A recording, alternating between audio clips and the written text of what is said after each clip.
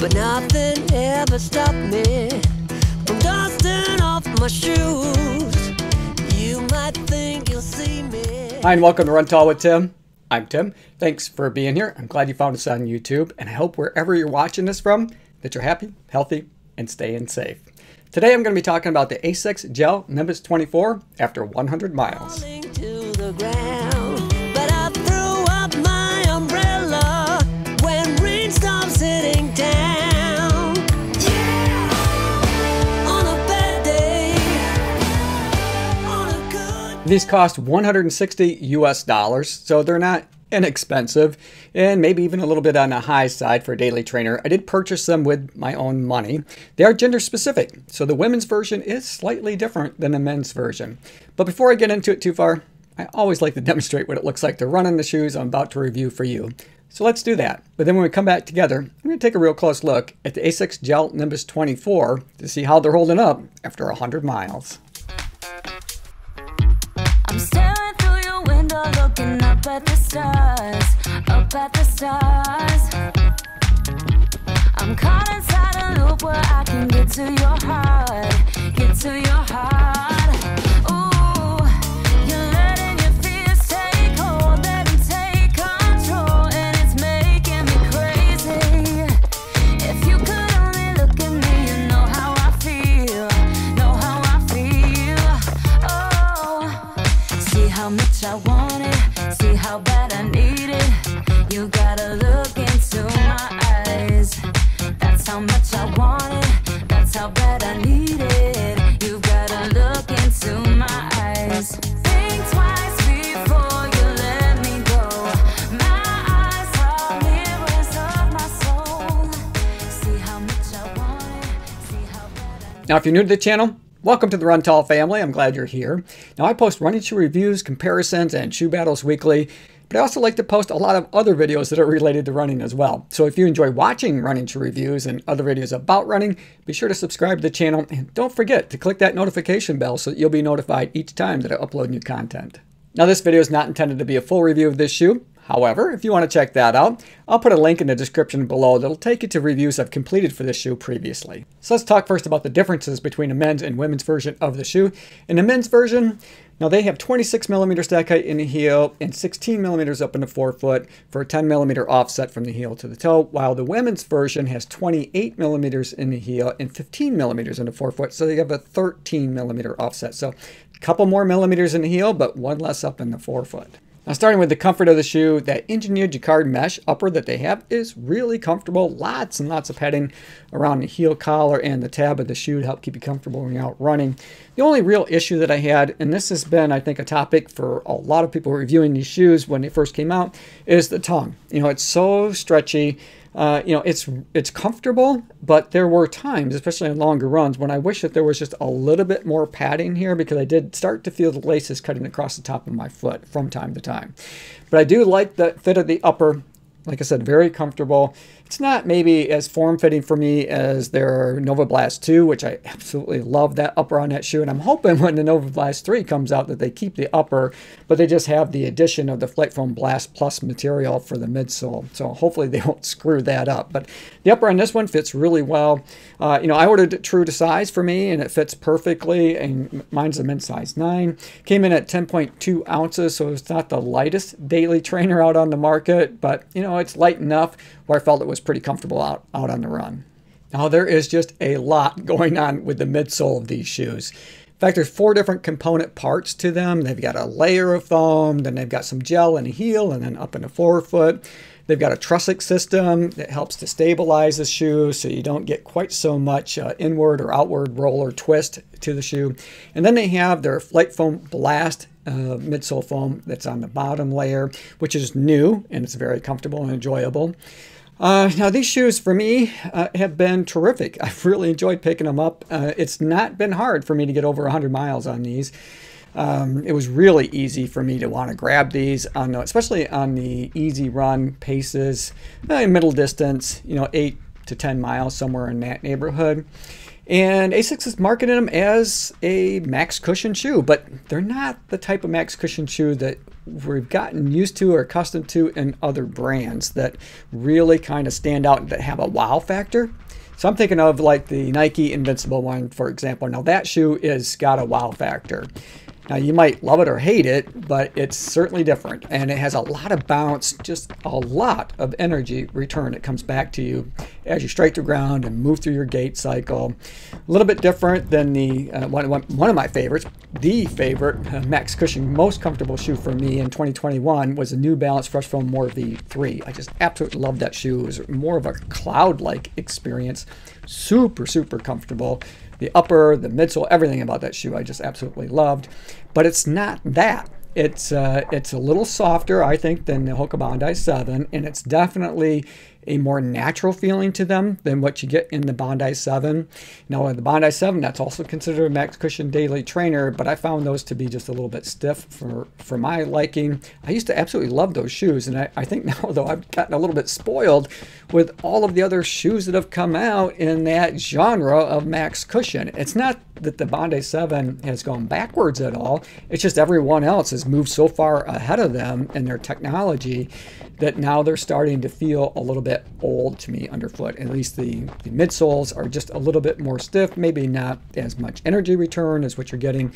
They still have that early stage metal rocker that helps you flow through your gait cycle, but compared to something like the Gel Nimbus 24 that now has that Flight Foam Plus midsole or material that's there in the bottom layer, these are super comfortable. I don't feel like I'm getting as much energy return as what you might find in the Invincible run, but what you are getting is maximum impact protection. And I can say that because I experienced it.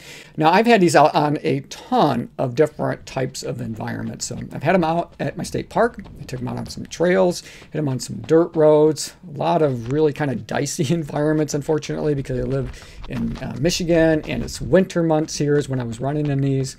But I've also had them out on the pavement, out on some concrete sidewalks and all those types of things. And they perform really well in protecting my feet, especially in my legs, as I strike the ground and move through my gait cycle. Now, when I started running in these, I was coming off an injury.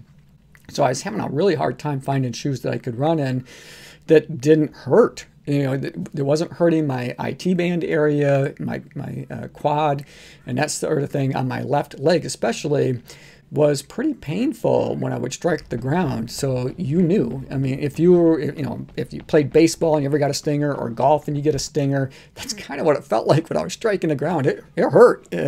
But when I put these on, even though they aren't that max cushion Invincible run feeling to them, they had better impact protection for me. I could run in these really comfortably, which is why I was able to put over 100 miles, and I think I have 120, I don't know, something like that, 130 miles in these now.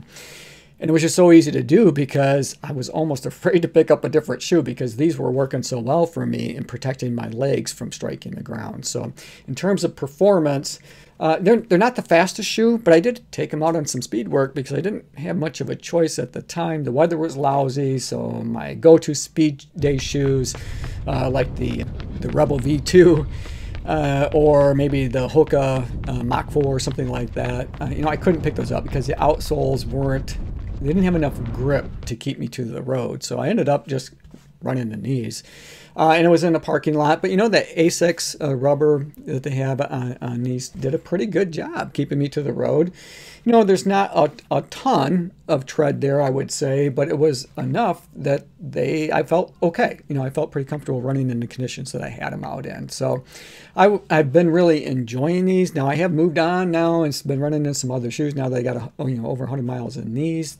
To run up the miles in some of the other shoes like the Invincible run. So I have 100 miles over those, so I will be bringing you that review as well, that 100-mile review here shortly. But overall, I would say I absolutely enjoy these, and I think they're working really well. I think they would work great for somebody who wants that maximum protection from the impact of hitting the concrete or the pavement, because that's where they really did shine for me. And now in terms of durability, You know, these are white, and you might have recognized that in some of the clips that I showed when I was demonstrating the shoe. You know, it was pretty crummy conditions a lot of the time, and I was afraid that these were going to just look black and dingy. But you know what? The upper held up really well. It's still pretty white and bright, and the outsole, I could not find any wear on the rubber at all, and I looked hard because I was wanting to showcase, you know, where it might toe off. It got some, you know, maybe some wear up there, or maybe down here in the heel, but I couldn't find anything. So the outsole rubber is holding up extremely well. Where you do see some wear or scuff is really in that flight foam material that's not covered by the rubber, and that's to be expected. And there is some wear there, but it's certainly not excessive for having, you know, over 100 miles. I think you easily could get, you know, 400 miles out of these. So while they cost $160, you're going to be able to get your money's worth over time. And, you know, they're not a shoe. They're not, for me, an all-in-one shoe. So, you know, if you're looking for that shoe where you can do everything, you know, your speed work as well as those long, slow, easy runs, they're not great for speed work. You know, they're, you know, 10.2 ounces, so they're just a little bit heavier than I would like. They're not quite as aggressive up in the forefoot of the shoe with the rocker, but they're really comfortable. But for all of the other workouts that you might be doing, I think they're great for that. Or if you want to take them maybe on a progression run where you're not just running intervals, where you're just picking up the pace at the end of a longer run, these work great for that. There's nothing wrong with that. And I found for me that they were the most comfortable when I was really mid to forefoot foot striking, especially when I was getting more up towards the forefoot. They just seemed like I had a lot of protection, and they were just really smooth.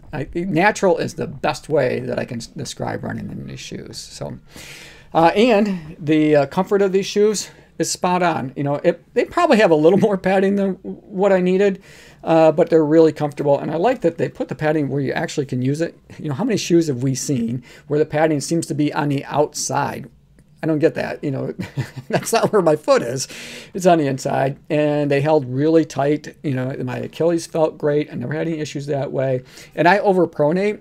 But, you know, with that trussic system, you know, these work really well for me, especially on the mid to forefoot foot striker. Now, when I say that I overpronate, I absolutely do, almost severely. But I have really worked hard over the last few years to move from a heel striker, which I was, more to that mid to forefoot. And the more that I do that, the less of an impact my overpronation seems to have on me. So that's why I'm able to run in a lot of neutral shoes, which these are. And I think they are a pretty solid neutral shoe. Hey, thanks for making it to the end of the video. Hope you enjoyed it. I enjoyed making it for you. As always, run tall, run strong, be kind to one another. Thanks for watching, and we'll see you next time right here on Run Tall with Tim.